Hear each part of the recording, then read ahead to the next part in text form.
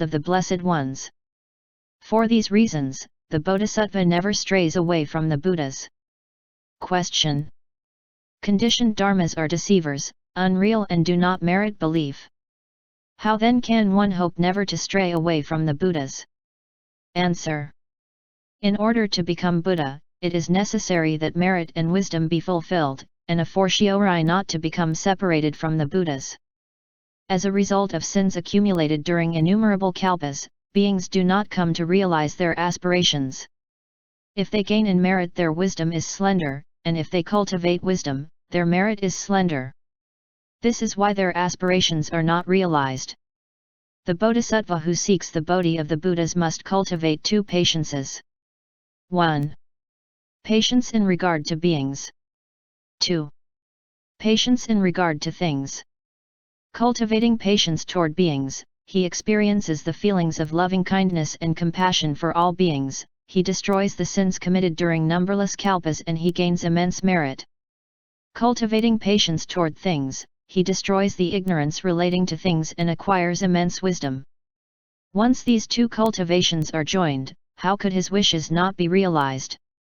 This is why, from lifetime to lifetime, the Bodhisattva does not stray away from the Buddhas.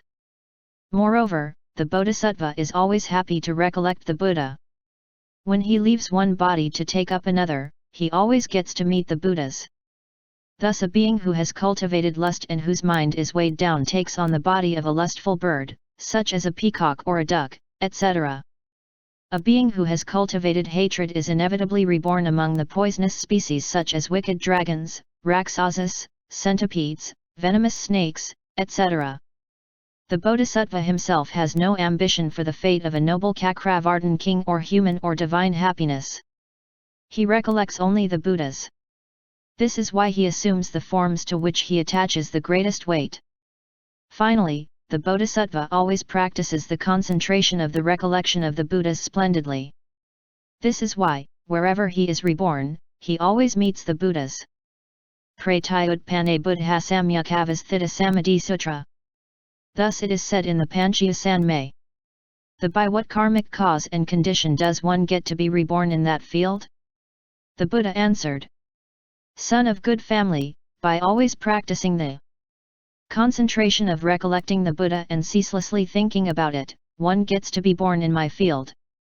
2. Subjective nature of the appearance of the Buddhas. Question.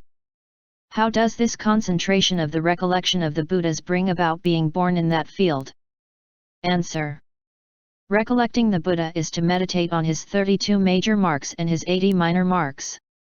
On his golden-colored body, on the rays that shine forth from his body and fill the 10 directions, on the clarity and purity of his brilliance like the molten gold of the Jambu river.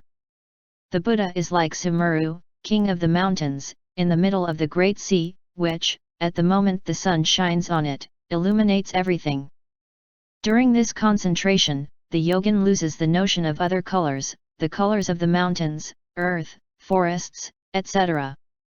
In space he sees only the bodily marks lf the Buddhas, marks like an appearance of molten gold in the center of a real beryl.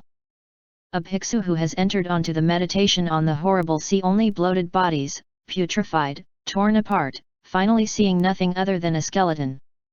This skeleton is immobile. It comes from nowhere and it goes nowhere. The bhikkhu sees this skeleton by means of his memory and as a concept. In the same way, the Bodhisattva Mahasattva who has entered into the concentration of the recollection of the Buddhas sees the Buddhas insofar as he has concentrated his mind and insofar as his mind is pure. When a person whose body is adorned with ornaments looks into a mirror or clear water, he sees all his ornaments without exception. In the mirror of the clear water, there is no real form but, since it is clear and limpid, the person contemplates his own image therein. From the very beginning, the dharmas of Buddha are eternally pure and it is by means of his well-purified mind that the Bodhisattva sees all the Buddhas at will. He questions them about his doubts, and the Buddhas answer his questions. Hearing the words of the Buddhas, the Bodhisattva experiences great joy. Emerging from concentration, the Bodhisattva has the following thought.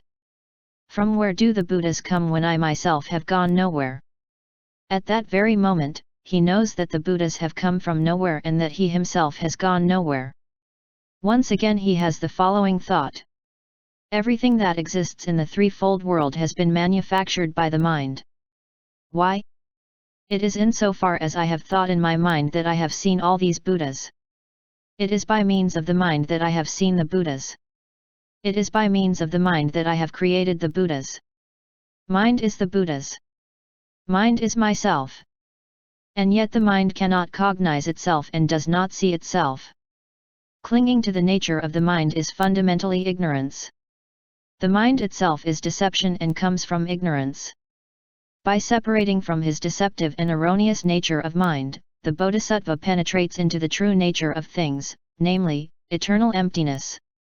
The Bodhisattva thus obtains the concentration of the recollection of the Buddhas and wisdom about the true nature, the emptiness of things. By the power of these two factors, he comes to never be separated from the Buddhas at will and according to his wishes. In the same way that the Garuda, king of the birds, furnished with 2 wings, soars supremely in space, so the Bodhisattva, in his present lifetime, by means of the power of concentration and wisdom, is able to pay homage to the Buddhas at will and, after his death, he is able to meet the Buddhas again. This is why the Prajnaparamita Sutras says here that the Bodhisattva who wishes to never be separated from the Buddhas must practice the perfection of wisdom. End chapter 45.